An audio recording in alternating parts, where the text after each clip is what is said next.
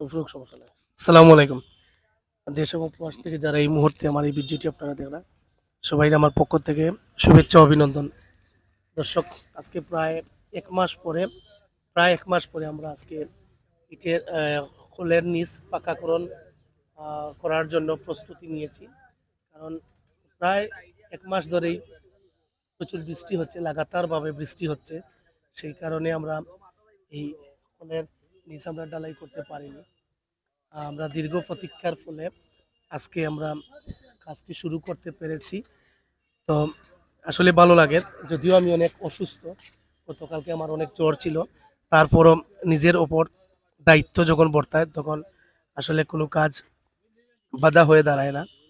তো আমি অসুস্থ শরীর নিয়েও আমি এসেছি, যাতে আমার এই কাজগুলা টেকসই এবং সুন্দর ভালো হয়। সেজন্য আমার আম দায়িত্ব থেকে আমি এসেছি, যাতে কাজটি সুন্দর করা হয়।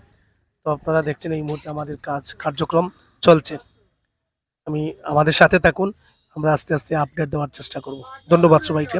এরকম আমি আহ্বান জানাবো, এইরকম ভালো কাজ যাতে সমাজে আপনারাও করতে পারেন, তাই আপনারা সবাই এগিয়ে আসবেন। ধন্যবাদ সবাইকে। আমি পরবর্তীতে অন্য ফুটেজের মাধ্যমে আমি বাকি অংশটুকু আমি তুলে ধরার চেষ্টা করব। ধন্যবাদ সবাইকে।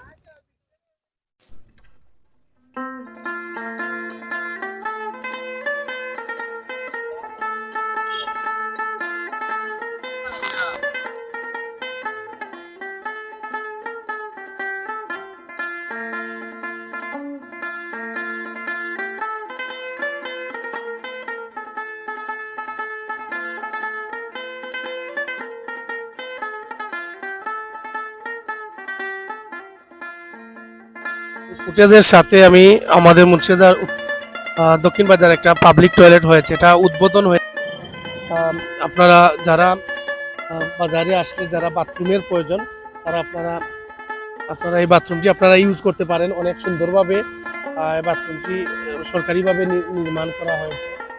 আমি আশা করব আপনারা এই বাথরুমে আসবেন। ধন্যবাদ। সেই সাথে আমি মুন্সিবাজারের কিছু দক্ষিণ বাজারে একটু ফুটেজ আমি আপনাদের সামনে তুলে ধরার চেষ্টা করছি।